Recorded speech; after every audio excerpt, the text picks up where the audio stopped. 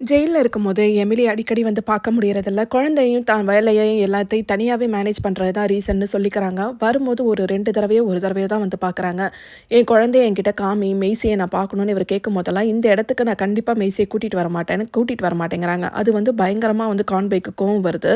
ஆனாலும் அவரு புரிஞ்சுக்க ட்ரை பண்றாரு. லெட்டர்ஸ் நெறைய எழுதுறாரு. மெய்சிக்காக நெறைய டிராயிங்ஸ் வரைஞ்சு வரைஞ்சு அனுப்புறாரு.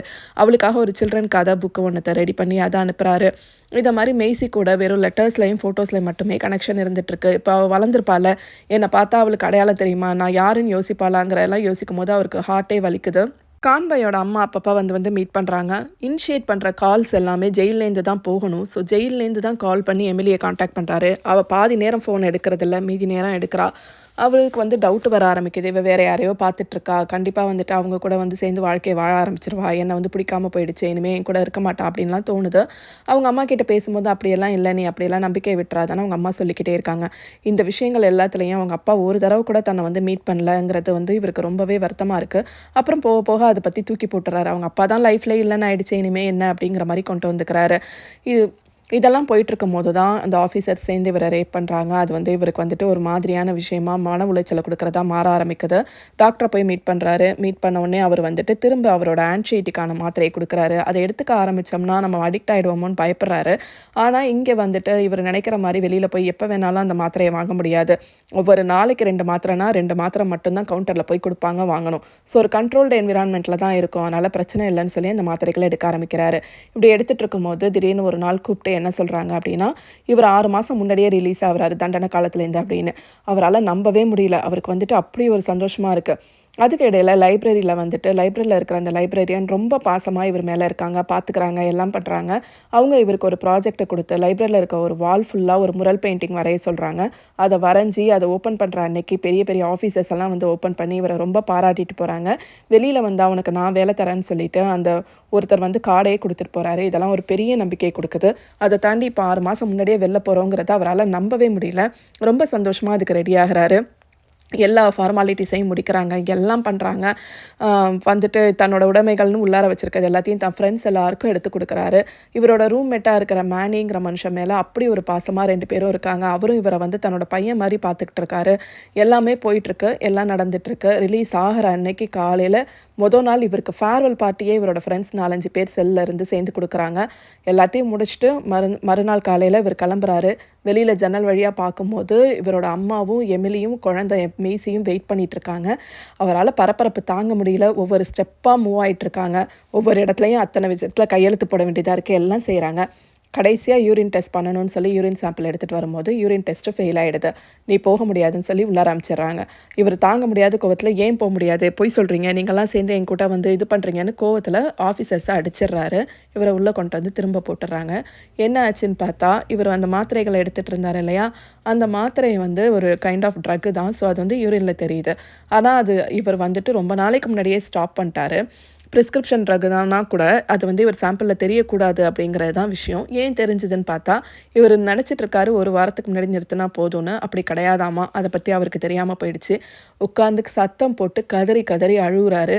நடந்த விஷயங்கள் எல்லாத்தையும் தன் ஃப்ரெண்டு ரூம்மேட் வந்து மேனி கிட்ட சொல்றாரு. இதோட கதைய முடிக்கிறாங்க. இதுக்கப்புறம் என்ன சொல்றாங்கன்னா, இதெல்லாம் இந்த 2000 கோவிட் கிட்ட நடந்துட்டுருக்கு. கோவிட் வருது. கோவிட்ல கான்பாய் இறந்து போயிடுறாரு அப்படின்னு. இவரு இறந்ததுக்கு அப்புறமா எமிலிய வந்துட்டு மேனி மீட் பண்ணி, என்ன நடந்துச்சு ஜெயில்ல? ஏன் வந்து அவன் வந்து அந்த மாத்திரைய எடுக்க ஆரம்பிச்சாங்கிற உண்மைய சொல்றாரு. அதுவரைக்கும் எமிலிக்கு என்ன தோணுது அப்டின்னா, இவ்ளோ நாள் உள்ளார இருந்தோம். என் குழந்தையே நீ கொன்னு, உன்ன மன்னிக்க நான் ரெடியா இருந்தப்ப கூட, இப்படி யூரின் டெஸ்ட்ல ஃபெயில் ஆற அளவுக்கு உள்ளாரையுமே நீ வந்து அந்த மாத்திரைகள சாப்பிட்டுட்டு இருந்திருக்க. திரும்ப நீ அடிக்ஷனா தான் அந்த மோடுக்கு தான் போயிருக்கங்கிற கோவத்துல இருக்காங்க. ஸோ இவரு கால் பண்ணி எக்ஸ்ப்ளைன் பண்ண ட்ரை பண்ணும்போதும், இதுக்கு மேல என்ன கூப்பிட்டனா நான் நம்பர மாத்திருவேன். என்கிட்ட பேசாதன்னு கோவமா தான் வச்சிருக்காங்க. அந்த துக்கமும் சேர்ந்து தான் அவரு செல்குள்ளார திரும்ப போவாரு. போன இடத்துல இவருக்கு ஒரு லெட்டர் வந்திருக்கு. அவங்க அப்பா கிட்டேருந்துன்னு சொல்லி குடுப்பாங்க. அவங்க அப்பா இந்த லெட்டர எப்ப எழுதியிருப்பாருன்னா, இவரு ஜெயிலுக்கு வந்த புதுசுல எழுதியிருப்பாரு. அது எப்படியோ எங்கேயோ லாஸ் ஆகி இப்ப தான் கிடைச்சிருக்கும். அந்த லெட்டர படிக்கும்போது அவங்க அப்பா வந்து ஒரு நல்ல அப்பாவா இல்ல. நீ எந்த அளவுக்கு நல்ல அப்பாவா இருந்திருக்க. உன் குடும்பத்த பார்க்கும்போது எனக்கு பொறாமையா இருந்துச்சு. அதனால தான் உன்ன நான் அடிக்கடி வந்து மீட் பண்ணல. நான் உன்ன நிஜமாவே அவர் செஞ்ச தப்புக்கெல்லாம் மன்னிப்பு கேட்கிற மாதிரியான கடிதமா அது இருக்கு. இப்படி எல்லா விஷயங்களையும் க்ளோஷர் கிடைச்சு, அதுக்கப்புறம் தான் கோவிட் வந்து அவர் இறந்து போறாரு. அதுக்கப்புறம் அந்த முரல் பெயிண்டிங் முன்னாடி போய் நின்னு, எமிலி பார்த்து, அவர்கிட்ட பேசி, மன்னிப்பு கேட்டு, நான் அவன மன்னிச்சுட்டேங்கிறதையும் சொல்லி, அந்த பெயிண்டிங்ல அவர் வந்து எமிலி, தன்னோட குழந்தை, இன்னொரு குழந்தை, இறந்து போன நிக்கோ எல்லாரையுமே ரொம்ப டிஸ்கிரிப்டிவா வரைஞ்சிருப்பாரு. அதெல்லாம் பார்த்து பேசி இந்த கதைய முடிக்கிறாங்க. இந்த கதையில இருக்கிற நெறைய கீ பாயிண்ட்ஸ்ல ஒண்ணு, ஃபர்ஸ்ட்டு வந்துட்டு, ஒரு ஆணோட உலகம் எப்படி இருக்கும்? ஒரு வேலைங்கிறது இந்த சொசைட்டி ஆண் மேல எவ்வளோ தூரம் இம்போசிஸ் பண்ணுது? இவங்க வேலைக்கு போலன்னா, "நீ ஒரு நல்ல ஆண் கிடையாது. நீ குடும்ப தலைவன் கிடையாதுங்கிறத" மண்டையில ஏத்தி ஏத்தி இவங்கலாம் வந்துட்டு அத எப்படி ஒரு பர்டனா எடுத்துக்கிறாங்க. அது இல்ல நான் வீட்ல இருந்து குழந்தைங்கள பார்த்துக்கிறேன்னா கூட, அவங்களால அத எப்படி ஃபுல்ஃபில்டா ஃபீல் பண்ண முடியல அப்படிங்கிறத ரொம்ப அழகா சொல்லியிருந்துச்சு. 2வது விஷயம், ஆண்கள சின்ன வயசுலேருந்தே எந்த உணர்ச்சிகளையும் வெளியில காட்டக்கூடாது. காட்டுறதுங்கிறது ரொம்ப வீக்கான விஷயம்னு சொல்லி வளர்த்து, வளர்த்து, வளர்த்தே ஒரு தாங்க முடியாத துக்கம், குற்ற உணர்ச்சியெல்லாம் வரும்போது, அத எப்படி ப்ராசஸ் பண்ணணும்னு அவங்களுக்கு சுத்தமா புரியவே இல்ல. யார்கிட்ட போய் சொல்றதுன்னு தெரியல. சக மனிதன் தன்னோட ஃப்ரெண்டுன்னு நெனைக்கிற யாராவது ஒருத்தர்கிட்ட சொன்னா, அத அவங்க வந்து புரிஞ்சுப்பாங்களாங்கிற பயம் இருக்கு, தயக்கம் இருக்கு. அதையே தனக்கு எதிரா யூஸ் பண்ணிப்பாங்களோ, நான் இப்படியெல்லாம் பேசுறேன், அழறேன்னா நம்மள வீக்கா பார்த்துருவாங்களோங்கிற அந்த தயக்கம், இதெல்லாம் பார்க்கும்போது ரொம்பவே மனசு வலிக்குது. ஸோ ஆண்கள் 2டே விஷயம் மட்டும் தான் பண்றதா இந்த புக் எக்ஸ்பிளைன் பண்ணுது. ஒண்ணு கோவமா அந்த உணர்ச்சிகள் எல்லாம் வெளில வருது. அப்படி இல்லன்னா, அந்த சிச்சுவேஷன்லேருந்து எப்படியாவது எங்கேயாவது எஸ்கேப் ஆயி ஓடிடணும் அப்படின்னு அந்த ஃபைட் ஆர் ஃப்ளைட் மோடுக்கு ஓடிருது. ஸோ இவங்களுக்கு தெரிஞ்சது 2டே விஷயம் தான். Fight or flight. அதுக்குள்ளாரயே இவங்க எப்படி சிக்கிக்கிட்டு தவிக்கிறாங்க, இவங்களுக்கான உதவிகள் எப்படி கிடைக்க மாட்டேங்குது அப்படிங்கிறத படிக்கிறதும் ரொம்ப ஹார்ட் ரெஞ்சிங்கா இருந்துச்சு. 3வது விஷயம் அடிக்ஷன். அடிக்ஷன் வந்துட்டு எப்படி உங்களையே தெரியாம உங்கள கன்வின்ஸ் பண்ணி திரும்ப உங்க லைஃப்க்குள்ளார வரும் அப்படிங்கிறத படிக்கும்போது ரொம்பவே வந்து பயமா இருந்துச்சு சொல்லப்போனா. இதுக்கு முன்னாடியுமே நெறையா ஆல்கஹால் அடிக்ஷன் ரிலேட்டட் புக்ஸ், அது ரிலேட்டட் ஸ்டோரீஸ் படிச்சிருக்கேன். அது எல்லாமே வுமன் சென்ட்ரிக்கா இருந்துச்சு.